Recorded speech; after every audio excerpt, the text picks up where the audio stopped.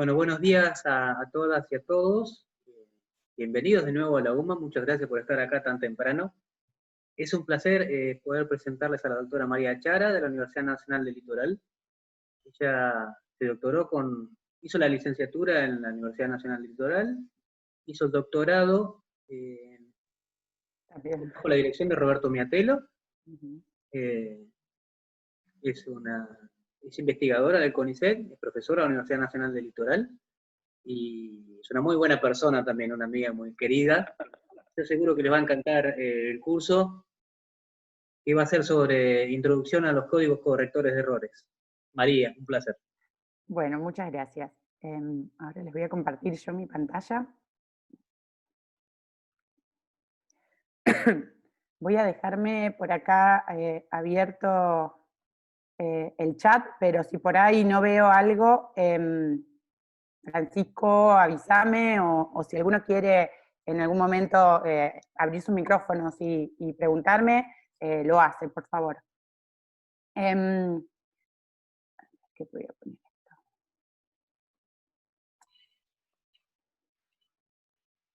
Voy a ponerlo por acá. Bueno, entonces, gracias, como dijo Gastón, por haberse levantado para venir a este curso virtual. Y quería agradecerles al comité científico que me había invitado a dar este curso cuando se iba a hacer la UMA presencial, y después mantuvo la invitación para que lo diera ahora de forma virtual. Y bueno, esperemos que les sea provechoso esto a todos.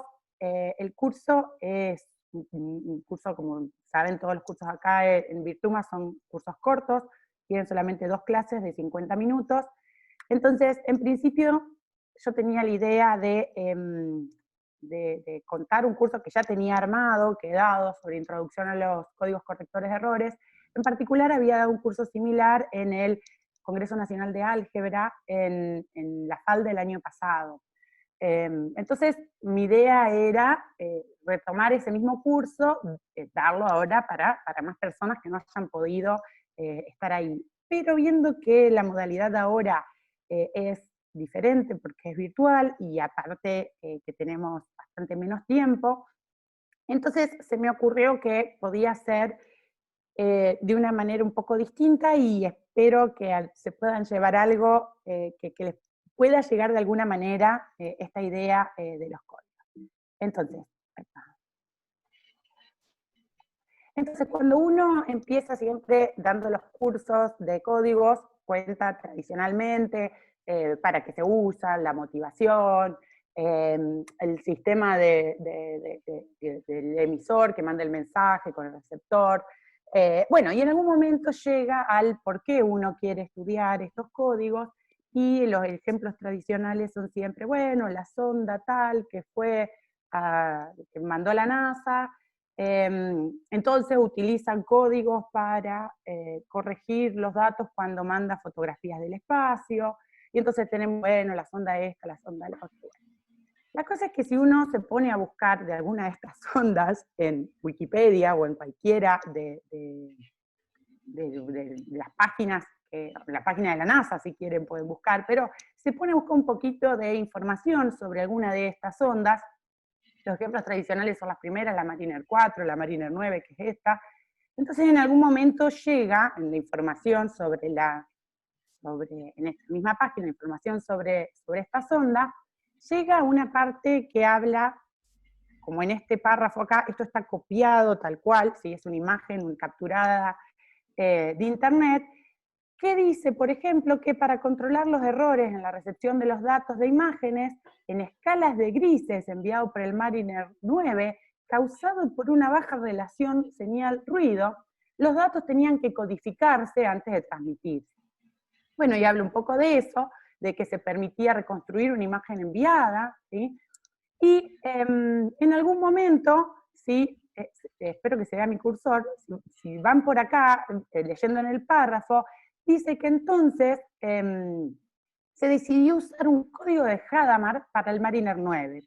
Cada píxel de la imagen se representó como un valor binario de 6 bits, que tenía 64 niveles de escala de grises posibles, y que debido a las limitaciones en el transmisor, bueno, la cantidad de datos útiles era de unos 30 bits, pero que en lugar de usar un código de repetición, se usó un código de Hadamard perforado 32616, que también es un código de Reed-Muller de primer orden. Ya te vi. Hay que prender la cámara. Y que los errores de hasta 7 bits por cada palabra de 32 bits podían corregirse utilizando este esquema.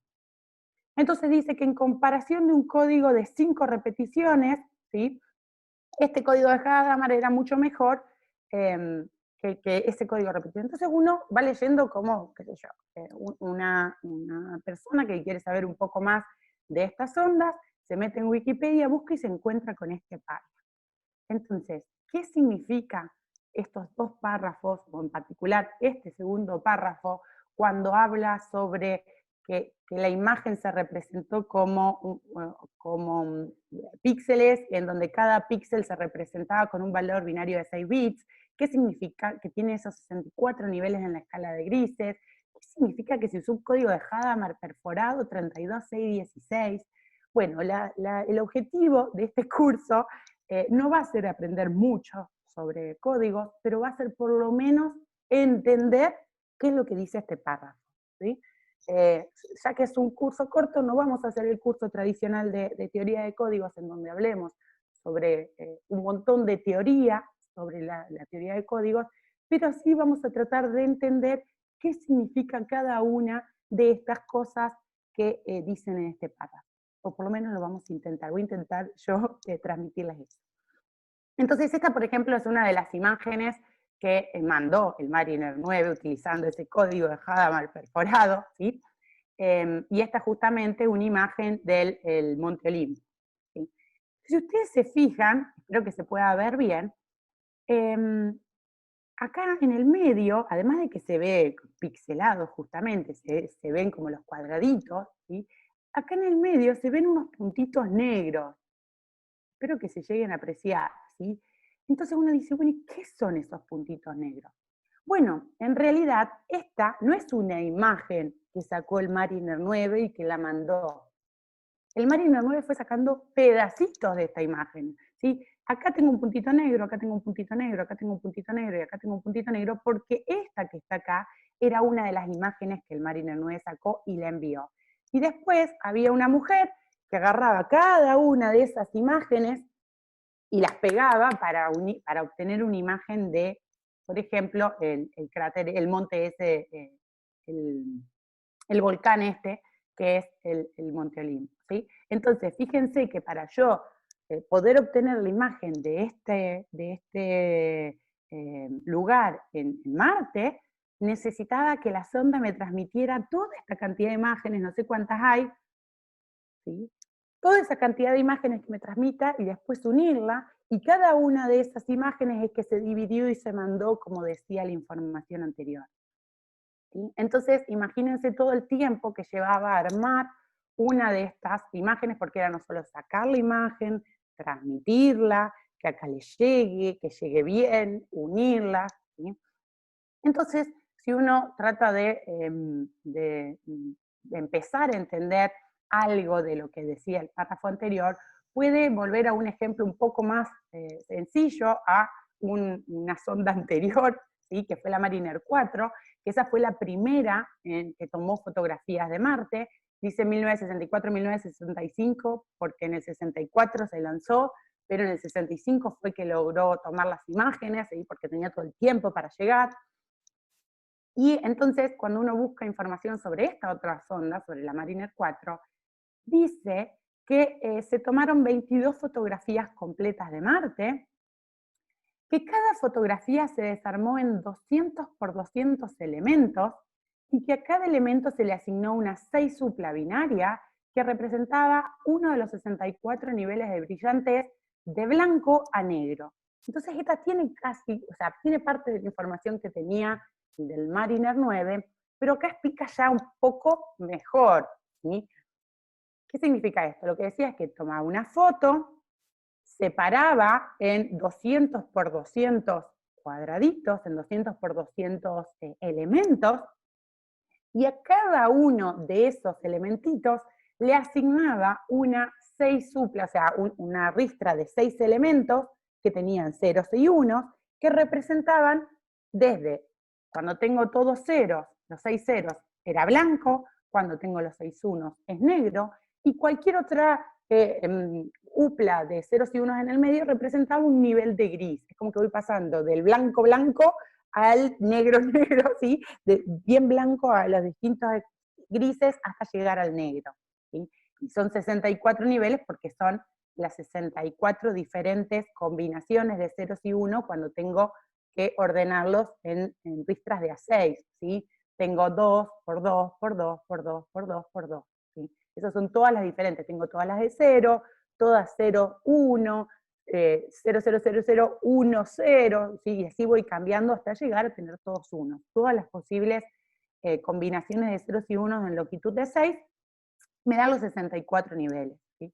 Entonces, acá por lo menos ya entendemos un pedacito del párrafo original, en donde también hablaba que para la Mariner 9 se desarmó y se tenían 64 niveles de brillantez, ¿sí? Bueno, acá para la Mariner 4 dice que el número total de bits por foto era 240.000, y claro, porque si yo a cada, yo tenía 200 por 200, y a cada uno de esos 200 por 200 le asignaban 6 números, entonces cuando hago esos 40.000 por 6 me da esto 240.000, ¿sí? Entonces, para mandar una sola foto, yo tenía que mandar 240.000 ceros o unos, ¿sí? Y entonces, con la velocidad que tenía para transmitir, se necesitó 8 horas para transmitir cada una de estas 22 imágenes que mandó el Mariner 4. ¿Sí? Imagínense que en el medio, o sea, uno puede meterse y leer un poco más, pero imagínense que en el medio pasó para un lado, se encontró con una tormenta, se perdió la transmisión con la sonda, después recuperaron la transmisión. Entonces, lo que hacía el Mariner 4 era mandar 2 copias de cada fotografía y además almacenarse una copia más localmente, ¿sí? Para tratar de después armar las imágenes. Esta encontré como que es una foto sacada por el Mariner 4, pero bueno, no, dudo que realmente haya sido o sea, no estoy muy convencida que esta foto haya sido sacada por el Mariner 4, bueno, por la cantidad de fotografías, pero cuando uno busca en internet fotos sacadas por el Mariner 4, fíjense que tiene diferencias, ¿sí? Con esta otra, que era la que ya sacó el Mariner 9, que fueron unos cuantos años después. No muchos años después, pero sí unos cuantos años después. El 70 y algo fue el Mariner 9 y estas son del 64-65. Pero entonces, ¿cómo se hace para hacer esta división, ¿sí? De la imagen en 200 por 200 y asignarle el nivel de brillantez y después mandarlo? Entonces, supongamos que ahora lo vamos a reducir, no vamos a tener 64 niveles de brillantez, sino lo vamos a hacer mucho más sencillo. Tenemos blanco o negro y nada más. Vamos a transmitir una foto que es o blanco o negro, no que tenga grises, ¿sí? Entonces ahora pasamos de 64 niveles a solamente 2 niveles. 0, que es blanco, 1, que es negro. Entonces, ¿cómo hago para dividir y para transmitir esta foto, para digitalizarla a esta foto? Bueno, yo digo, bueno, tengo esta foto, esta imagen que quiero mandar, puedo dividir en 4 sectores esta foto, ahí estaría pasando a 2 por 2, y si en el recuadro tengo algo de imagen que no sea blanco, le voy a asignar negro, y si no tengo nada de imagen, le voy a asignar blanco. En este caso, en este primer recuadro, tengo parte de la imagen en negro, así que a este recuadro le asignaría un 1, que es el negro, a este recuadro también, y lo mismo a este recuadro. Pero entonces, la imagen que voy a transmitir es algo todo negro, ¿sí? Que no se parece en nada al cráter inicial, que a la imagen inicial que tenía. Entonces uno puede decir, bueno, esta resolución no me sirve, lo que voy a hacer es dividir ahora cada uno de esos de nuevo por la mitad. Entonces ahora ya paso de tener 2 por 2 a tener 4 por 4. ¿Sí? Ahora en lugar de mandar 4 bits de imagen, voy a tener que mandar 16. ¿Sí? Fíjense cómo enseguida ya creció la cantidad de información que tengo que mandar. Bueno, pero si miro acá, ya tengo recuadros en donde no hay imagen y que voy a mandar como blanco. Pero en estos otros, hasta acá tengo un pedacito de imagen, así que voy a mandar negro, acá voy a mandar negro. Esta es la imagen que obtendría si hago ese proceso de digitalización, blanco si no hay imagen, negro si hay imagen. Tampoco se parece en nada a la imagen original. Entonces necesitaría dividir más aún. Divido cada uno de esos 4 de nuevo por la mitad, ahora tengo 8 por 8. ¿Sí? Ahora se incrementó más todavía la cantidad de información que tengo que mandar. Pero fíjense que en este caso, al asignar ceros o blanco al recuadro donde no hay información y 1 al recuadro donde tengo parte de la imagen, ya va tomando forma de algo, no se parece aún a la imagen que quería, porque mandaría la imagen original y recibiría esto, pero va ya tomando algo de forma. Entonces uno puede decir, bueno, a ver, separo una vez más, ¿sí? Que tenga 16 por 16. Cuando paso 16 por 16, esta es la imagen que obtengo al digitalizarla, ¿sí? Voy a tener que todos estos recuadros que están en blanco, por cada uno de estos recuadros voy a mandar un 0, y cada uno de los que están en negro voy a mandar un 1, y voy a recibir esta imagen, que uno puede decir, bueno, acá con esto yo ya me conformo de que tengo más o menos la forma de lo que quería mandar. Entonces acá mando 16 por 16 bits.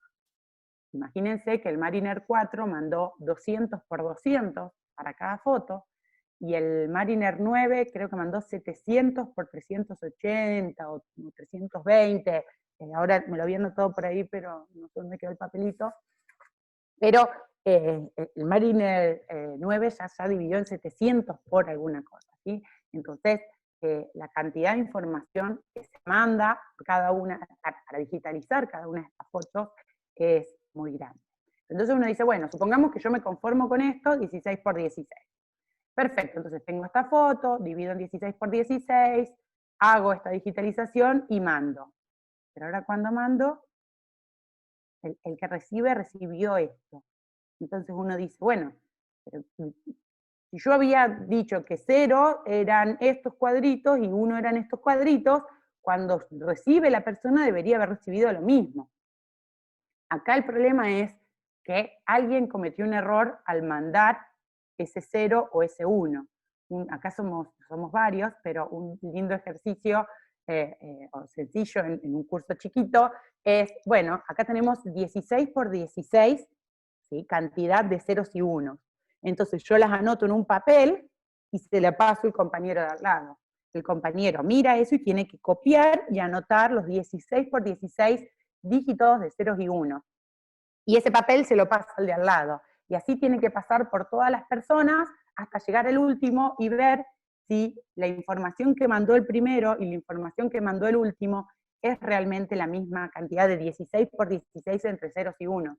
Porque es algo probable que en esa tarea de copiado alguien comete un error y le falte un 0 o le falte un 1, ¿sí? O lo mismo se puede hacer llamando por teléfono, uno le dice, bueno, te voy a dictar los dígitos de una imagen y empezás 0, 0, 0, 0, 0, 0, 0, 0, 0, 1, 0, 0, 0, 0, 1, y bueno, y en algún momento se puede cometer un error para la persona que escribe. Entonces, si pasa esto, voy a recibir esta imagen que no es la imagen que quiero. Entonces la idea es que no solo voy a querer digitalizar la imagen y mandarla, sino que tratar de asegurarme que lo que se mande sea lo que realmente yo quise enviar. ¿Qué es lo que está pasando en esta imagen? Es que el código que estamos usando para mandar la información es simplemente el código, el más sencillo de todos, binario, el 0-1. ¿Sí? 0 es blanco, 1 es negro. Y este código, fíjense, si yo quiero mandar cada vez que tengo un cuadrito blanco mando el 0, cada vez que tengo un recuadro negro mando un 1, si ahora tengo un cuadrito que es negro, yo tengo que mandar un 1. Pero si en el medio de mandar la información se comete un error, entonces lo que le va a llegar al receptor va a ser un 0. El receptor va a decir 0 significa blanco, pongo un blanco. Y entonces mandé un 1, que era negro, y llegó un blanco. Bueno, en la imagen era al revés, había mandado blanco y llegó negro. Entonces, ahí el código que usé no me sirve ni para detectar que cometí un error, ni para corregirlo. Y eso no me va a servir para cuando esté mandando este tipo de fotografías o para otros procesos. Entonces uno podría pensar, bueno, una forma sencilla es duplicar la información que mando. En lugar de que blanco sea, blanco es 0 y negro es 1. Bueno, pero en lugar de mandar un 0, puedo mandar 2 ceros si es blanco. En lugar de mandar un 1, puedo mandar 2 1 si es negro. Entonces, si hago eso, cuando quiera mandar que el recuadrito negro, que el recuadrito tiene que ir en negro, voy a mandar, en lugar de un 1, voy a mandar 2 1. Entonces, si llego a cometer un error, y cuando voy anotando la cantidad de números, si me equivoco en uno de los 2 dígitos, entonces en algún momento voy a recibir, por ejemplo, si había mandado del 1 1 y cometo un error, puedo recibir el 0 1. Entonces la persona que recibe dice, a ver, 0 1, pero 0 1 no era una palabra que podía recibir. Tenía que recibir o 0 0 o 1 1. Entonces acá puedo detectar que se cometió un error, pero no puedo saber cuál fue el error. No puedo saber si lo que querías mandar era blanco y eran 2 ceros, o si lo que querías mandar era negro y eran 2 1. Lo único que puedo hacer es llamar por teléfono o preguntarle al compañero anterior, fíjate bien porque acá escribiste algo mal, ¿sí? Entonces puedo pedir que me retransmitan la información, pero no la puedo corregir. Y imagínense si cada foto de la Mariner 8 demoraba 8 horas, imagínense pedirle que retransmita algún dato porque se había recibido con error, no es muy posible. Entonces uno dice, bueno, entonces lo lógico es si 2 ceros no funcionó, probemos con 3, ¿sí? Sigamos incrementando la cantidad. En lugar de mandar, cuando tengo que mandar 0, mando un solo 0, lo voy a codificar como 3 ceros, y en lugar de mandar un 1, cuando tengo que mandar negro, voy a mandar 3 1. Entonces en este caso, cuando quiera mandar que uno de esos recuadritos va en negro, voy a mandar 3 1. Si cometo un error, me voy a llegar a algo, por ejemplo, así, 0 1 1. Entonces la persona que reciba dice, bueno, a ver, 0 1 1 no es una palabra del código. ¿Son 3 ceros o son 3 1? Bueno, es más probable que esta palabra venga del 1 1 1 y no del 0 0 0 porque es más parecida, ¿sí? Entonces, no solo voy a detectar que se cometió un error, sino que además lo puedo corregir y recibir la palabra correcta. Entonces, acá la pregunta está, que me pueden hacer es, bueno, ¿cómo sabe que se cometió un error y no que se cometieron 2? Y que en realidad debería haber sido, estos 2 unos se convirtieron en unos cuando en realidad eran ceros y en realidad la palabra era blanco. Bueno, también uno tiene que hacer un análisis del canal por el cual voy a mandar la información para tratar de estimar cuál es la cantidad probable de errores que se puedan cometer y a partir de eso elegir el código adecuado, ¿sí? Para saber que esto que voy a utilizar es adecuado para el procedimiento que tengo que hacer. Y entonces uno dice, bueno, pero si quiero asegurarme que puedo corregir muchísimos errores, en lugar de mandar 3 ceros, puedo mandar, no sé, para blanco mando 50 ceros, para 1 mando 50 unos, y entonces si cometo algunos errores, bueno, igual los voy a poder corregir. Sí, claro, pero el problema es que ahí se me empieza a incrementar la cantidad de información que tengo que mandar. Porque imagínense que la imagen nuestra era 16 por 16. Entonces, para cada uno de esos 16 al cuadrado elementitos, tengo que mandar 3 elementitos más, o sea, 3 dígitos más que son o ceros o 1. Entonces, esto es para mandar esa de 16 por 16. En la Mariner 4, que hacía 200 por 200, ¿sí? Entonces, si yo empiezo, si duplico, si triplico, si cuadruplico la información, si mando 50 veces cada información, empieza a ser cada vez más y más grande la cantidad de información que tengo que mandar, que tengo que almacenar, y eso también es un problema que la matemática trata de de resolver, ¿sí? En particular, perdón, antes de eso, en particular, alguna vez escuché en alguna charla que, por ejemplo, o sea, esta teoría de códigos también se utiliza para ese problema de cómo almaceno mucha información, si con estas nuevas cosas que hay de almacenamiento en la nube, ¿sí? Y de respaldos, de guardar información que uno tiene. Y lo que les contaba es que en una charla escuché una vez que Facebook, por allá por el, no sé, 2004, cuando se creó, 2005, cuando empezó, se guardaba, por ejemplo, la información, yo subía una imagen, entonces guardaba esa información por triplicado. O sea, cada imagen que yo mandaba, se guardaba 3 copias en 3 lugares distintos. Como que si yo saco una foto, y entonces me dejo una copia en el teléfono, guardo una copia en la tablet y una copia en la computadora. Así, si se me llega a perder alguna de estos dispositivos, no pierdo la foto. El problema es que cuando fue avanzando la tecnología, más gente empezó a usar Facebook, la cantidad de información que se guardaba por cada persona era muchísima, ¿sí? Y también eso ocupa un espacio importante. Entonces se quería reducir la cantidad de información que se guardaba por cada foto, pero teniendo el respaldo de poder recuperarla si alguna cuestión fallaba. Bueno, perdón, acá Gabriela dice que no escucha. Tal vez no tenés, no sé si Francisco después la puede guiar un poco por el chat, tal vez no tenés habilitado el audio, entraste sin audio y por eso no podés escuchar. Si no, fíjate de salir y volver a entrar, poné a habilitar el audio de la computadora. Bueno, lo que les contaba del Facebook, es decir, bueno, yo guardaba 3 copias. ¿Puedo reducir y todavía tener el respaldo? Y sí, podría decir, en lugar de guardar 3 copias, guardo 2 copias de la foto. Y entonces, si alguno de los dispositivos falla, sigo teniendo un respaldo en algún lado. Pero ¿puedo reducir más y seguir manteniendo el poder recuperar la foto, el tener ese respaldo? O sea, ¿podría guardar una copia y media de la foto y seguir manteniendo el respaldo? Y en realidad sí puedo, ¿sí? O sea, Facebook puede. Imagínense que la foto es una cierta cantidad de números. Si fuera así en blanco y negro, son bits, ceros y unos. Entonces, yo tengo, para cada foto, tengo una cantidad de ceros y unos. Entonces, lo que yo podría hacer es dividir esa foto a la mitad y en un dispositivo guardarme la primera mitad, en otro dispositivo guardarme la segunda mitad, y en el tercer dispositivo guardarme la suma de esas 2 mitades.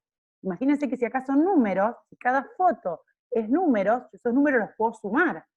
Entonces, si en un dispositivo guardo la parte de arriba, la parte A, en otro dispositivo guardo la parte de abajo, que es la parte B, y en un tercer dispositivo guardo la parte A más B, la cantidad total de información es como guardar una foto y media. Pero si alguno de esos dispositivos falla, todavía puedo recuperar la foto. Porque si me falla donde tenía guardado la parte A, teniendo la parte B y la parte A más B, puedo recuperar la parte A y puedo armarme la foto de nuevo. Si me falla en donde tenía guardado el A más B, no hay problema, porque sigo teniendo el A y el B y puedo armar la foto.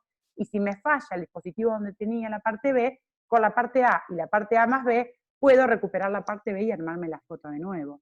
Entonces, fíjense que de esa manera reduzco, y es lo que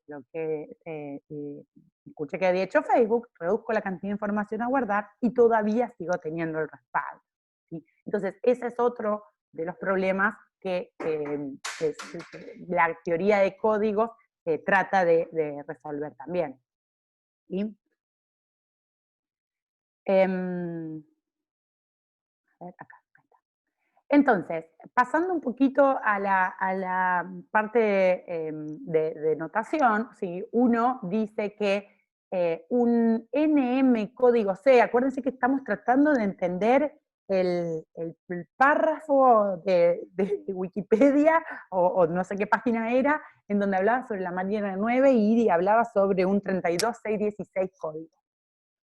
Entonces, cuando yo digo que algo es un NM código sobre algún conjunto finito, Eso, por definición, es un subconjunto con m elementos de A a la m. Es decir, tengo NU+, o sea, ristras de longitud n, donde cada elementito en esa ristra es un elemento de lo que se llama el alfabeto, del conjunto este A, y en total, dentro del código, dentro de ese subconjunto, tengo m elementos, ¿sí? La cosa es que nosotros acá nos vamos a concentrar en el caso en el que el alfabeto, ¿sí?, sea en realidad un cuerpo finito, porque nosotros vamos a estar, acuérdense que queremos tener algo de estructura, por ejemplo, en el caso, recién que les contaba del Facebook, en el que yo pudiera sumar los elementos para obtener el de la foto. Entonces, los códigos, estos son códigos sobre cuerpos finitos, en particular el de la imagen del comienzo que queríamos entender, era un código binario, es decir, que utiliza acá el cuerpo finito, el F2, el que tiene dos elementos, el 0 y el 1. Pero para un código yo podría tomar en general podría tomar cualquier conjunto finito, en particular si quiero tener más estructura, puedo tomar un cuerpo finito. Podría ser F2, F3, F5, podría ser un F4, en donde tengo el 0, el 1, y dos elementitos más, alfa y alfa cuadrado, o alfa y alfa más 1, que satisfacen, que tienen una cierta relación. ¿Sí?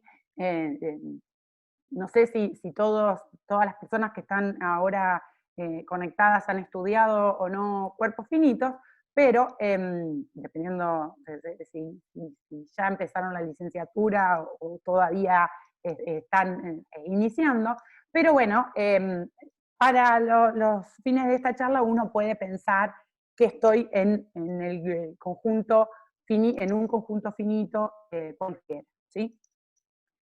En donde tengo una estructura, en donde pueda sumar, que tenga un neutro. Bueno, entonces, cada uno de los elementitos de las ristras estas se van a llamar palabras, ¿sí? Y las que estén en el conjunto, en el código mío, se llaman palabras códigos. Por ejemplo, en el primer ejemplo de todos que yo tenía, que eran 3 ceros y 3 unos, las palabras códigos eran el 000 y el 111. Pero todas las palabras en ese caso sería F2 al cubo, eran todas las posibles ternas de ceros y unos. ¿Sí? 001, 010, 100, 110, ¿sí? Y así todas hasta el 111. Todas esas ternas, en donde puedo poner un 0 o un 1 en cualquier posición, son palabras del alfabeto, ¿sí? Palabras que están sobre el alfabeto F2, que tiene solamente el 0 y el 1, ¿sí? Palabras de F2 al cubo. Y mi código es solamente el conjunto formado por el 000, 111. Esas son las únicas dos palabras códigos que estoy teniendo. Entonces, para palabras cualquiera, se puede definir esto que se llama la distancia de Hamming, que es en realidad la cantidad de coordenadas en donde dos palabras difieren, ¿sí? Esto es lo que dice, ¿sí? Es la cantidad de índices en donde las coordenadas de esas dos palabras difieren.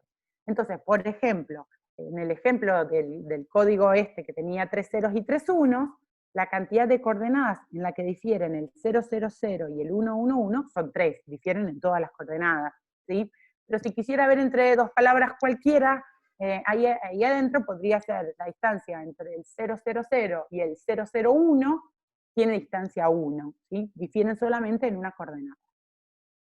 Bueno, y esto, el peso es en realidad la cantidad de coordenadas que tengo diferentes de 0, ¿sí? Acá está un poco adelantado, uno trabaja más con el peso cuando tenemos códigos lineales.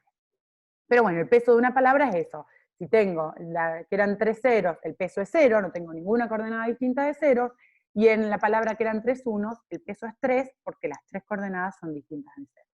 Entonces acá tenemos un ejemplo para un código sobre, por ejemplo, cuando el alfabeto es F2 y tengo ristras de longitud 5, ¿sí? F2, 5, la distancia entre estas dos palabras, fíjense, la primera coordenada es 0 en las dos, entonces ahí son iguales. En la segunda coordenada difieren, porque una tiene 0 y la otra tiene 1. Entonces ahí ya tengo una coordenada en la que difieren. La tercera es igual, en la cuarta difieren y en la quinta es igual. Entonces, la cantidad de coordenadas en donde estas dos palabras difieren es 2.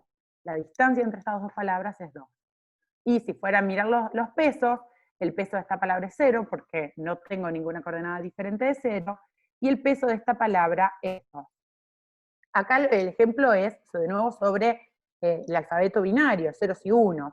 Si tuviera yo F3, tengo 0, 1 y 2, tengo que contar cuando, en el peso estoy hablando, tengo que contar cualquier coordenada diferente de 0, ya sea 1 o ya sea 2. Y bueno, y un ejercicio muy sencillo de realizar es probar que con esta definición, ¿sí?, esto que tengo acá definido, es realmente una distancia, es realmente una métrica en el cuerpo finito, en FQ a la N, ¿sí?, en estas copias de FQ. O sea que la distancia es siempre algo mayor o igual a 0, y que 0 si solo si las dos cosas son iguales, que la distancia de un X a un Y es lo mismo que la distancia de un Y a un X, y que si paso por otra palabra en el medio, la distancia de X a Z es siempre menor o igual que la distancia del X a Y más la distancia del Y al Z. ¿Sí? Eso es un ejercicio muy sencillo si lo quieren probar. Pero entonces, ¿por qué es importante que yo les hable de esta distancia? ¿Sí? Es porque hay un parámetro muy importante asociado a cada código, que es la distancia mínima, ¿sí? Que es, de todas las palabras que tengo en el código, miro la distancia entre dos palabras cualquiera de ese código, y de todas esas distancias posibles me quedo con la más chiquita, ¿sí? Eso es un parámetro asociado a cada código que se llama la distancia mínima, ¿sí? Entre dos palabras distintas, por supuesto. Y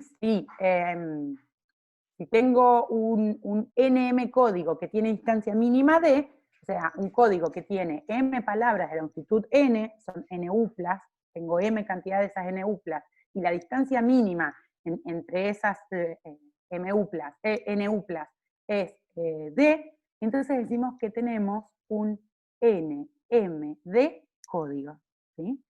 Entonces ahí ya aparece algo que podemos llegar a empezar a entender alguna parte del texto, el párrafo original, ¿sí? Porque acá podemos decir que la Mariner 9 utilizó un 326416 código binario, que en realidad, si uno vuelve muy rápidamente al párrafo inicial, el que queríamos, perdonen que no me di cuenta de volver a ponerlo, me di cuenta hoy a la mañana, pero no, ya era tarde para hacer cambios.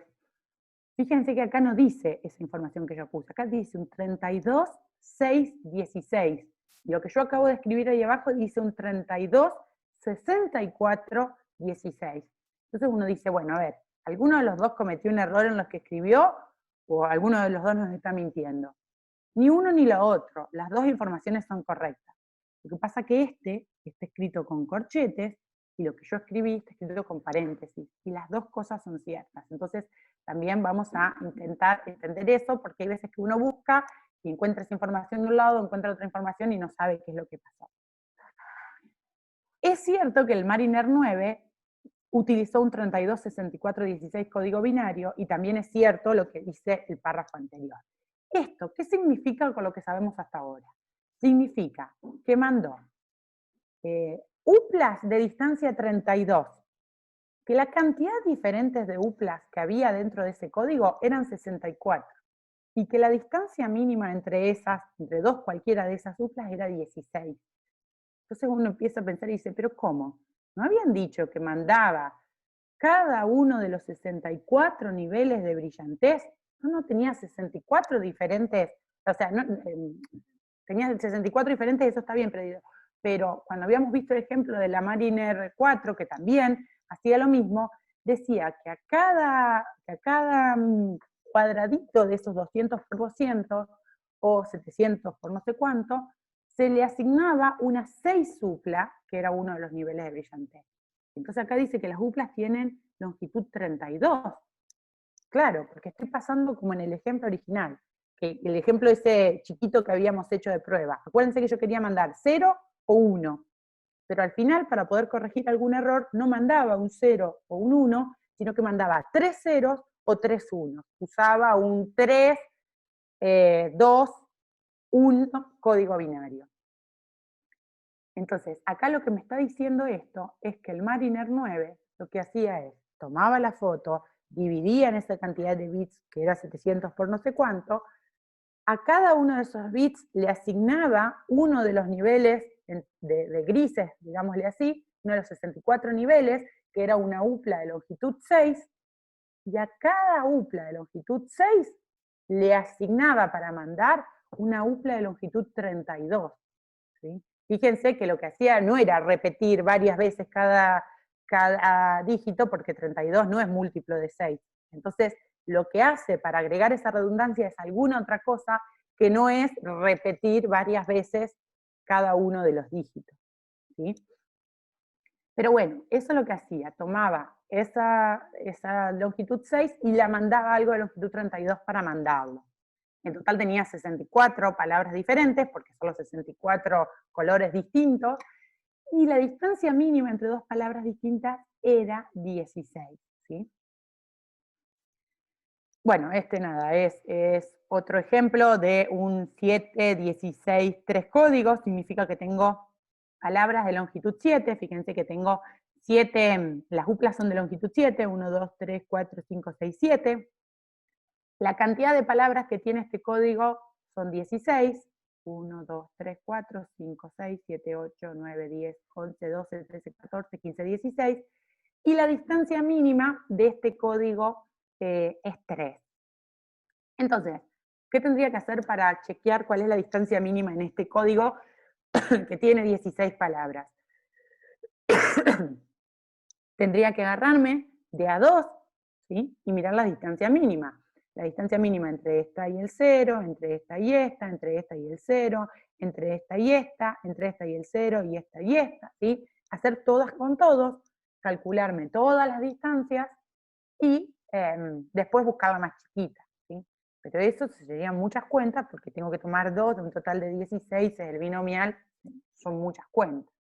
Entonces, cuando tengo códigos que tienen una estructura adicional, que es lo que vamos a ver después, un código lineal, o sea, que empiezo a pedirle más cosas, y que tengo un 0, calcular la distancia mínima es lo mismo que calcular lo que se llama el peso mínimo, ¿sí? Miro el peso de cada palabra y me quedo con el más chiquito. Porque si tengo el 0, entonces el peso de cada palabra va a coincidir con la distancia de esa palabra al 0, y por lo tanto voy a tener el peso mínimo. Y ahí sí es más fácil, porque solamente calculo el peso de estas 16 palabras, esta tiene, bueno, excepto la del 0, esta tiene peso 4, esta tiene peso 3, esta tiene peso 3, esta tiene peso 3, esta tiene peso 3, listo. Sigo con todas, me doy cuenta que el peso mínimo es 3, y por lo tanto la distancia mínima es 3. Y por eso todavía voy a seguir pidiendo un poco de estructura a estos códigos, le voy a pedir un poco más, ¿sí? Pero antes de pasar a eso de los códigos lineales, la pregunta es, ¿por qué me interesaba esta distancia mínima? Y bueno, porque la distancia mínima es lo que controla la capacidad que tiene un código para detectar o para corregir errores. Entonces, si tengo un código con distancia mínima d, ese código puede detectar hasta d-1 errores y puede corregir hasta el piso de d-1 sobre 2 errores. Acuérdense que el primer código que había tomado, que era en el ejemplo este sencillo con blanco y negro, el primero que tomaba era 0 o 1. Si tengo uplas de longitud 1, o sea, mando un dígito para cada cosa, la distancia entre esas dos, entre 0 y 1, es 1. Entonces puedo detectar 0 error y corregir 0 error. No me sirve. Cuando tomaba el segundo ejemplo, que tenía 2 ceros y 2 unos, la distancia mínima entre estas dos palabras es 2. Entonces puedo detectar un error de -1, 2 menos 1 es 1, pero no puedo corregir ningún error, porque cuando hago 2 menos 1, me queda 1, un medio, el piso de un medio es 0. Entonces, cuando tengo 2 ceros y 2 unos, puedo detectar un error, pero no puedo corregir ningún error, que es lo que pasaba en ese ejemplo. En cambio, cuando ya tengo 3 ceros y 3 unos, la distancia mínima entre estas dos palabras, la distancia mínima del código, es 3. Con 3 puedo detectar que se cometieron 2 errores, pero puedo corregir correctamente cuando se comete un error. 3 menos 1 sobre 2, ¿sí? Me queda 1 justamente, que es la cantidad de errores que puedo corregir, ¿sí? Entonces, esta distancia mínima en el código, la diferencia que voy a tener entre las palabras es lo que me va a permitir corregir errores en la transmisión. Si ustedes se acuerdan, el código el Mariner 9, el que vimos recién, tenía distancia mínima, decía 16. Entonces, con distancia mínima 16, puede corregir 16 menos 1 es 15, dividido 2, tenemos 7,5, el piso de 7,5 es 7. Puede corregir hasta 7 errores. Es una de las informaciones que nos daba ese párrafo. Yo he utilizado un código que podía corregir hasta 7 errores. ¿Por qué? Porque tiene distancia mínima 16. Entonces, demostrar esto es sencillo, ¿sí? La primera parte, imagínense que si yo mandé una palabra X, pero recibí o se transmite una palabra Y que tiene como mucho D menos 1 errores, la diferencia entre X e Y es D menos 1, significa que la distancia entre D menos 1 o algo más chico, ¿sí? Significa que la distancia entre esas dos palabras es menor o igual a ese D menos 1, y entonces Y no puede ser una palabra del código, porque la distancia mínima en el código era D, y X está en el código. Entonces Y no puede estar en el código, y ahí detecto que lo que estoy recibiendo es algo que no es una palabra del código, y por lo tanto se cometió un error. En cambio, para la segunda parte, si supongo lo mismo, que mando un X y recibo un Y que tiene una cierta cantidad de errores, que es como mucho esta cantidad que tengo acá, entonces lo que tengo es que la distancia, o sea, en particular detecto que I no es una palabra código porque estoy en el mismo caso que el anterior. Pero además lo que obtengo es que la distancia de X a Y es menor o igual a T. Dependiendo de la cantidad de errores que se cometieron, va a ser esa la distancia. Pero si yo paso por cualquier otra palabra que no sea X en el código, ¿sí? O sea, la distancia de X a cualquier otra palabra del código, como D es una distancia, es menor a la distancia de X a Y más la distancia de Y a Z. Pero entonces, cuando miro cuál es la distancia de Y a cualquier palabra código que no sea X, me da que es esto, ¿sí? O sea, despejo de acá, distancia de Y a Z. Es la distancia de X a Z menos la distancia de X a Y. Entonces, bueno, esto se cumple incluso si pongo Z igual a X. Pero ahora, si Z no es X, es otra palabra del código, la distancia entre estas dos es D, que es la distancia mínima del código, o algo más grande, ¿sí? Y la distancia de X a Y ya había dicho que era menor o igual a T. Entonces me queda que la distancia de Y a Z, si Z no es X, es mayor o igual a D menos T, que por la forma en la que está elegida justamente T, esto es más grande que T. Es decir, que la distancia de Y a cualquier otra palabra del código que no sea X es algo más grande que la distancia de Y a X. Entonces, como la que tiene más cerquita es X, voy a suponer que esa es la palabra correcta y la voy a decodificar correctamente, ¿sí? Acá lo que estamos usando es lo que se llama la decodificación del vecino más cercano, y que para uno quedarse tranquilo de que va a estar funcionando bien, ¿sí? Con respecto a la cantidad de errores y todo, uno lo que tiene que tener desde el vamos es que cada símbolo tiene la misma probabilidad de transmitirse con error, y que si es un símbolo, se cometió un error en la transmisión de un símbolo, todos los demás símbolos a los cuales ese se puede convertir tienen la misma probabilidad de aparecer, ¿sí? Esto es una cuestión más bien técnica, pero lo que dice es que esto no me va a servir bien cuando tengo algo que tenga un sesgo, que me mande, por ejemplo, que me trate de convertir siempre en 1 o algo por el estilo, sino, si es 0 y 1, que tienen las dos cosas, sino que todos tengan la misma probabilidad de error y de aparecer. Entonces, ya capaz que tendría que, no sé, a ver si, no sé si está Gastón todavía, son las 9:20, 21, debería cortar acá, o, no me acuerdo que, esperen un segundo, que no me acuerdo cuánto. ¿Por qué deberías cortar? Porque no son 50 minutos. Si no, sigo. Son, Bien. depende si hay Si preguntas. hay preguntas, eso, puedo seguir 10 minutos, no sé si hay alguna pregunta que alguien quiera hacer hasta acá, si no seguimos un poquito más para avanzar y que nos quede un poco menos para entender mañana. Bueno, sigo aunque sea unos 5 minutos, cualquier cosa me corta. Entonces, Lo que tenemos, Cota, es que a las 10 empieza el curso de Martín Zafo. sí, a las 9:30 terminamos acá. Entonces, Por eso, pero no hay apuro, o sea, por mí siga, perfecto. Seguimos un poquito más, así termino lo que había preparado para el día de hoy, y cuando llego ahí ya corto. Bien, claro, seguí hasta 1:30 y después tenés un tiempo más para preguntas. perfecto. Entonces, ahora sí pasamos a esto que yo les decía, que vamos a necesitar un poco más de estructura, y para tratar de entender el parrafito en donde tenía el código con los corchetitos, ¿sí? Ahora, un código, se dice que es un código lineal, cuando no solo es un subconjunto cualquiera, ¿sí?, del FQ a la N, ¿sí?, sino que es un subespacio lineal. O sea que ahora le estoy pidiendo no solo que sea un subconjunto cualquiera, sino que tenga una estructura, ¿sí?, que sea un subespacio lineal de FQ a la N. Entonces, en este caso, seguimos pensando en que N, o sea, la longitud que tienen estas duplas es N, pero ahora vamos a tener un parámetro más para este código, que es la dimensión como espacio vectorial, ¿sí? Yo ahora el código, que va a ser ahora un subespacio, tiene una cierta dimensión como subespacio vectorial sobre FQ, y esa dimensión va a ser un nuevo parámetro. Entonces, fíjense que acá ya aparece la notación con corchetes. Cuando tengo un código lineal sobre FQ a la N, de dimensión K, decimos que tengo un NK código sobre el alfabeto FQ, que por ejemplo, si el FQ justo es el F2, yo puedo decir que tengo un NK código binario, ¿sí?, en lugar de decir sobre FQ.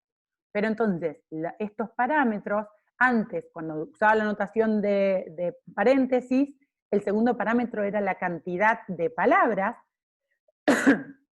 Acá no voy a mostrar la cantidad de palabras, sino que voy a tomar la dimensión como espacio vectorial, ¿sí? Entonces, si en particular, bueno, acá me falló el visible, en particular, si además ese código tiene distancia mínima de, se dice que es un NK de código. Y ahí entendemos el párrafo original que decía que el Mariner 9 había utilizado un 32, 6, 16 código binario. Es decir, que utilizó un código binario, o sea, sobre F2, 0 y 1, en donde o sea, que tenía estructura de subespacio sobre F2. La longitud de las palabras código era 32. La dimensión de ese espacio vectorial sobre F2 era 6, y la distancia mínima era 16. Y entonces, en este caso, uno siempre dice que el código, este código lineal, tiene K símbolos de información y N menos K símbolos redundantes, ¿sí? Y es justamente lo que está pasando en ese ejemplo, ¿sí? Acuérdense que nosotros teníamos la información que queríamos mandar, era uno de los 64 niveles de brillantez o niveles de grises, ¿sí? Era una ristra que tenía 6 lugares, de una ristra de ceros y unos de longitud 6. Pero en lugar de mandar esas 6, yo estaba mandando 32. Es decir, que estaba mandando 6 dígitos de información y el resto eran símbolos redundantes, ¿sí? Entonces, en el Mariner 9 se utilizó un código que utilizaba, que tenía dimensión 6, significaba que mandaba 6 símbolos con información y 32 menos 6 símbolos redundantes, ¿sí? Y el cociente entre la dimensión y la longitud se llama la tasa de transmisión de información, ¿sí? Porque en realidad lo que uno quisiera, ¿sí?, lo que uno siempre espera, es utilizar un código que tenga la tasa de transmisión de información lo más grande posible. Yo no quiero mandar un montón de símbolos redundantes, ¿sí? Yo quiero tratar de que la cantidad, que la longitud de las palabras que estoy mandando, en el caso de la Mariner 9, que era 32, sea lo más chico posible para la información que tengo que mandar, pero que me alcance para poder corregir la cantidad de errores, ¿sí? Entonces, en realidad lo que quiero es que la dimensión sea grande con respecto a la longitud de las palabras, y que la distancia mínima también sea grande con respecto a la longitud de las palabras. Porque esto me asegura que voy a poder detectar y corregir muchos errores, y esto me asegura de que no estoy mandando más información de la que necesito, así que no estoy expandiendo demasiado. Entonces uno dice, bueno, cuando yo busco un buen código voy a buscar el K lo más grande posible, el D lo más grande posible, y que el N no crezca tanto. El problema es que tenemos esta proposición, que es la cota de Singleton, que nos dice, bueno, tampoco es que usted se va a poder extender todo lo que quiera, porque si hace el K muy grande con respecto al N, el D le va a quedar chiquitito, y si hace el D muy grande con respecto al N, el K le va a quedar chiquitito. Y si quiere hacer muy grande el K y el D, el N va a tener que ser muy grande también, ¿sí? Porque la suma de estos dos parámetros está acotada por la longitud más 1. Entonces, esto es lo que te dice, bueno, entonces ahora cuando quieras buscar un buen código vas a tener que buscar bien cuál código vas a utilizar dependiendo el canal que estés mandando, la cantidad de errores que vos estimes que vas a poder cometer para ver cuántos tenés que corregir, ¿sí? Cuál es tu capacidad que tengas para transmitir información, porque acá tenemos el N es la longitud de cada una de las palabras que estoy mandando, entonces eso también, acuérdense que por allá arriba en el párrafo decía algo de que por la capacidad, por la forma en que tenían de mandar información, o la capacidad, no sé cómo se decía, se podían mandar 30 bits, ¿sí? Y teníamos 32, entonces ojo con eso, después vamos a ver si mañana podemos aclarar un poquito más. Bueno, hay códigos, o sea, esta cota es buena, o sea, no es solo que se sabe que K más D es menor o igual a N más 1, sino que sabemos que hay códigos en donde la igualdad se cumple, y esos códigos se llaman códigos MDS, ¿sí? De distancia máxima separables, es la traducción, en donde estoy tomando como los mejores K y D posibles para esa longitud. Y bueno, algo que es un hecho general es que no es fácil encontrar cotas no triviales para la distancia mínima, y hay unos códigos que todavía que yo sepa no se están usando, que es lo que yo trabajo, que son los códigos basados en curvas, los códigos algebraicos geométricos, en donde lo importante que tienen es que tienen una forma fácil de encontrar cotas para la distancia mínima, ¿sí? Igual, eso es una cuestión más técnica que no nos va a ayudar ahora, porque en nuestro código que estamos tratando de entender ese párrafo, ya sabemos cuánto es la distancia, ¿sí? Entonces, la prueba de esta cota es muy sencilla, ¿sí? Si uno de f igual a n supone que tiene el subespacio E, que está formado por estas palabras, ¿sí? Es las palabras que tienen información hasta el D, porque a partir de coordenadas mayores o iguales a D, empiezo a tener todos ceros. Entonces, cada palabra que está acá en este subespacio tiene peso menor o igual a D menos 1, porque la información está arriba y abajo tengo todos ceros. Y las palabras que están en el código, como tiene distancia mínima D, tienen peso o D o más grandes. Entonces, no hay nada que esté en el código y que esté en este subespacio. Bueno, pero como este subespacio E tiene dimensión de menos 1, ¿sí? Porque una base es la que tengo 1 y todo 0, 0, 1 y todo 0, 0, 0, 1 y todo 0, y así hasta el D menos 1, entonces lo que tengo es que la dimensión del código más la dimensión de este espacio es, bueno, la dimensión de C era acá, la dimensión de este espacio es de menos 1, pero además, como esta intersección es vacía, la dimensión la suma de estas dimensiones es la dimensión del espacio suma, y por lo tanto, la dimensión del espacio suma no puede ser más grande que la dimensión total, que es un n, y ahí tengo la cota que buscaba. Entonces, sí, ya con esto vamos, no, esto lo vamos a dejar para después.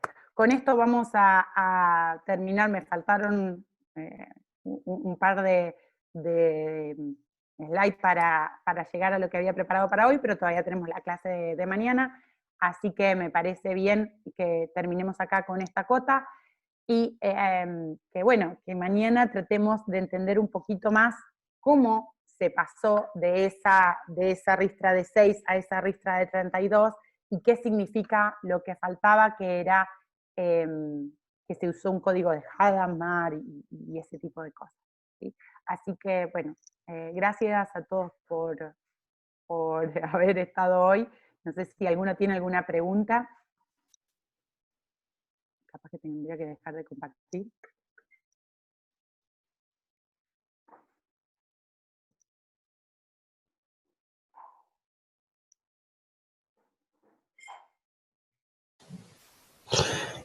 María, ¿las Sí. diapositivas las vas a dejar colgadas en algún lado?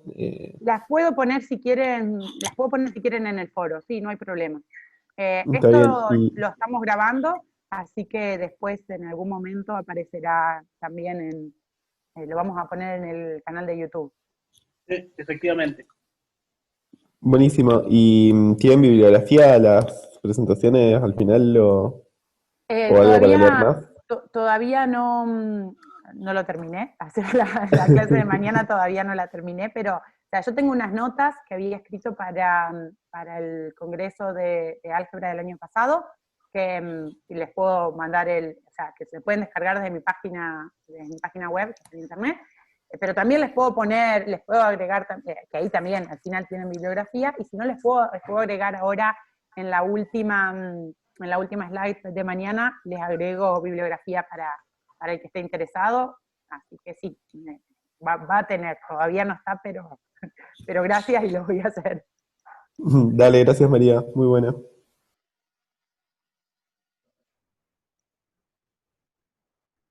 Buenas. Che, Mary, yo te agrego dos comentarios chiquitos de cuando yo empecé a estudiar esto y siempre me confundía. Ajá.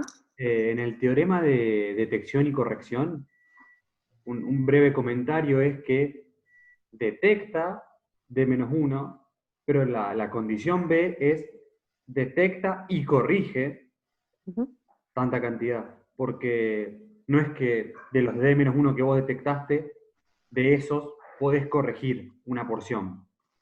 Yo no, bueno, No sé si bueno, sí, pero no sé todos si, los libros, pero todos los libros dicen detecta el piso de D-1 sobre 2 y corrige el piso de D-1 sobre 2. O sea, las dos cosas.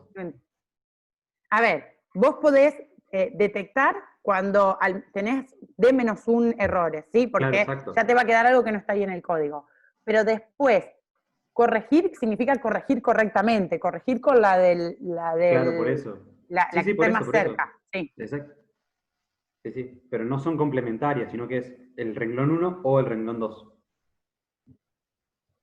Y el otro es que cuando hablamos de dígitos de redundancia, pareciera también esto como la bibliografía, te lo pone como si fueran dígitos que no importaran, pero en realidad son los dígitos importantes porque son los que te permiten Claro, te permiten corregir. detectar y corregir los errores, Pero exacto. por el nombre pareciera que son dígitos que sobran y que molestan. Y sin No, embargo el nombre va No, a ya sé, que pero es es el nombre que redundante usan con todos. respecto al... bueno, porque el nombre Sí, va sí, con sí. respecto a eso, es redundante con respecto a la información original que vos ibas a mandar, pero Sí. no es que no sirve para nada, porque si Bueno, no, no la exacto, estarías mandando. ya sé, pero todo el mundo usa la misma palabra y es una palabra confusa. Por ahí, para los que Bueno, no saben teoría de códigos, está bueno aclarárselo. bien. Justo estoy Bueno, si cursando no una hay... materia de redes y también está Sí, buenísimo hacer la parte matemática. Bien. sí, la verdad que sí. ¿Alguna otra pregunta o comentario? Ya que es un curso para estudiantes, ¿hay ejercicios? No. Bueno, el ejercicio, en las notas mías sí hay ejercicio. Ah, muy bien. Pero, El de la pero métrica además dejaste acá. acá el ejercicio que quedó, el único que quedó por ahora es probar que la D es realmente una métrica, que eso es una distancia. Ah, sí. Ese es un ejercicio que quedó de la clase de hoy. Y lo usaste, porque usaste la desigualdad triangular. Lo usé para la cota de Singleton. Sí. Claro. No, para la de la distancia, sí. Para la distancia. Sí. Hay Bueno, tarea le para agradecemos a mañana. María, si no hay preguntas. Gracias. Voy a emprender Bueno, para aplaudir. mañana seguiremos tratando de entender eso y bueno,